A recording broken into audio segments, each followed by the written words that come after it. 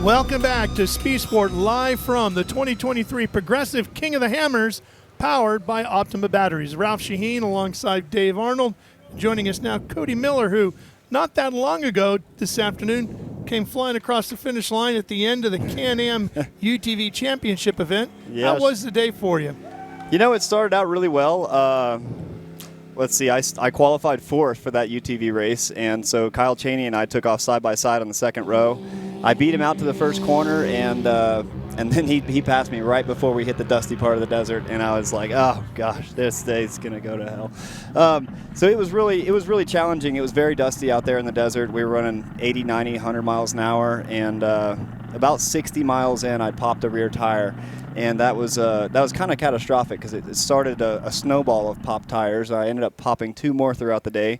But my co-driver and I, we changed them as quick as we could. We got back out there, and we ended up coming across the finish line in third place in the UTV Pro Stock class. Now, your brother was in front of you, and you actually had to help him finish. Yeah, as I was changing one of my tires, he passed by, and him and I were kind of back and forth, you know. Hit a couple of spots where we hit traffic and kind of worked together to get through that. And then he was maybe 5 miles ahead of me here at the finish, and he blew a belt two turns before the finish line jump here. And him and his co-driver jumped out, and they started pushing that thing. And then another Can-Am driver, actually Dustin Jones, jumped in, and he helped them push that thing all the way over the finish line. And they just barely beat my co-driver and I for second place as opposed to third. But more power to him. I mean, what a finish. It was great. Watched him push him across. He gets there, he just flops on the ground.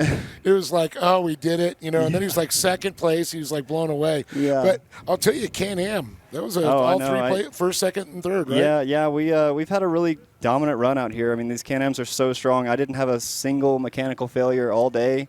My brother, he blew the belt right here at the finish line, but you know, it wasn't really the vehicle's fault. It was actually his co-driver was wiping his lens on a lake bed, and he lost the rag. But the rag went right over the air intake for the belt, so it just overheated the belt. Yeah. And you know, once they found the rag and removed it, the thing started cooling and doing its job, but it had already done the damage to the belt. Yeah. So they were kind of running on, you know, a limp mode there. But yeah, overall, our vehicles are extremely strong, and you know, we race this UTV race every year, but we also run the 4400 class. So we have some other cars that are a little bit more modified, a little bit bigger tires, and we're going to go out on Saturday and run the 4400 race. Is it possible to learn anything out of the UTV race that you can use Absolutely. in the 4400 race? Absolutely. And I was thinking about that as I was coming off the track. I was like, you know, it wasn't really my day. I really wanted to win this thing this year. But I'm going to take everything that I learned today and apply it for the 4400 race. And it is a big advantage because about 3/4 of this track that we ran in the UTVs will also be in the 4400 race. There will be some more trails that will be a little bit more difficult. But we've also pre-run those, and we're completely prepared. But I know several hazards that I'm not going to hit the next time I go through. Yeah. Well, one of the things is people don't realize the 4400 Limited, the hammer trucks we call them, you're not doing it in a truck. No. You're doing it in the Can-Am. Yeah, these guys are twice our weight and 3 or 4 times our horsepower. And they got 40-inch tires. Yeah. What size tires are you running? Yeah, we'll be running 35s. 35s. Big difference when you go over the big rocks, right? Yeah. Oh, it's a huge difference, and it's mostly the sharp edges that get us. Yes. You know, like I'm really proficient in getting over the hard obstacles. We can do the hard obstacles, but it's like the in between where there's a sharp rock sticking out of a corner that you just really can't hardly see. That thing will cut your tire every time. Now they're a little bit narrower than some of these trucks, so maybe some of the areas it helps you get through a little bit faster. Yeah, certainly it is a bit of an advantage being in a lightweight vehicle that has a smaller wheelbase. I can fit in places that they can't. A lot of stuff they have to drive over, and I just drive through. But you know, it's give and take because those guys can get 120, 130 miles an hour in the lake beds and in the desert, and I'm maxed out. You know, I can hit 100 miles an hour, but I'm going to have to back off right after that because my belt's going to be overheated. Yeah. And, you know, so I can cruise around 80 to 85. You know, when you walk around here, and every manufacturer of a UTV is here, right? I mean, everybody's here. Testing, pushing the limits, trying to win glory and all that.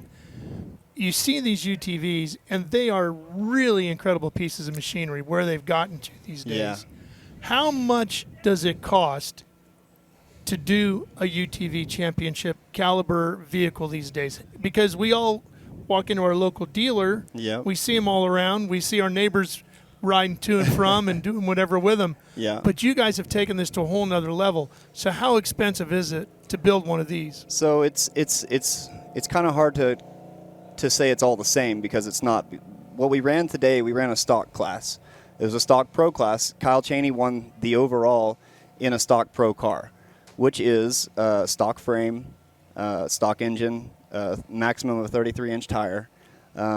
So he's put upgraded axles, upgraded some suspension parts, but you could probably buy a showroom X3 and put 10 grand in it or 15 with everything and come out here and finish this race. So you can do it pretty cost effective based on what you can find in your local showroom. Yeah. But then to go full on and get all the way in, some of If these you- guys are stepping up pretty big, right? Yeah, if you wanted to go build my 4400 car that I'm going to race, it would probably cost you $150,000. Easy. Yeah. I didn't spend that much on it. No, but I've been in this business long enough that luckily I've got a lot of support Yeah. from a lot of really great sponsors. And the old OPM, other people's money. Yeah. right, but Yeah. that just gives the fans at home an idea of Yeah. how big and how much is put into this type of racing. My brother and I built 6 brand new vehicles for this event, and we spent more money than I want to even talk about. Yeah. But and not to mention the work. I mean, we literally live in our shop and just day in, day out for the next. As soon as I leave here, I'll be prepping for Hammers next year. This is our biggest event of the year. We call this our Super Bowl.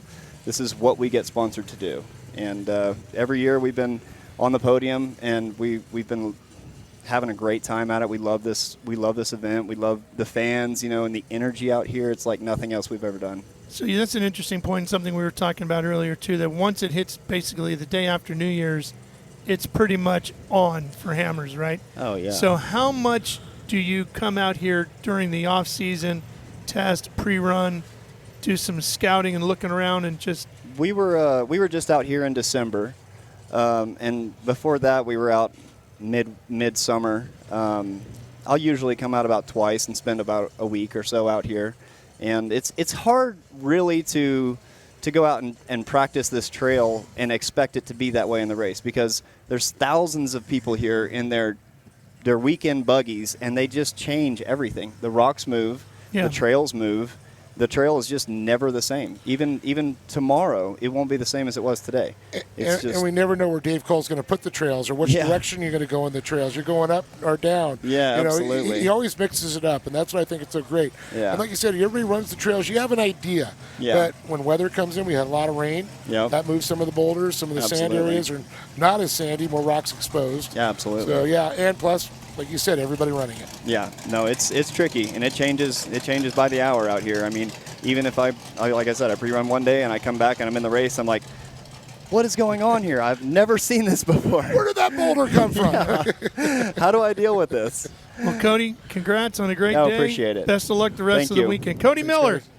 one Thank of you the very much. 1,000+ competitors Yeah, here I think this there's like year. 1,075 or so Yeah, competitors. counting the It's dirt just- bike It went guys up and everything. 40% from last year. Jeez, It's incredible. insane. Oh, it's and not to mention how many more spectators are here. I mean, this We place. broke over 100,000, they said, at the Oh, gate it's so far. it's wild. I'll tell you what. It's go out at night around here at your own risk. Yeah, right. It's a good time. Watch good the time light had show by on all. the side of the mountain. Yeah, That's it's right. wild. Okay, Ralph Sheheen, Dave Arnold, and Cody Miller joining you here. Speed Sport live from the 2023 Progressive King of the Hammers, powered by Optima Batteries. We'll be back for more soon.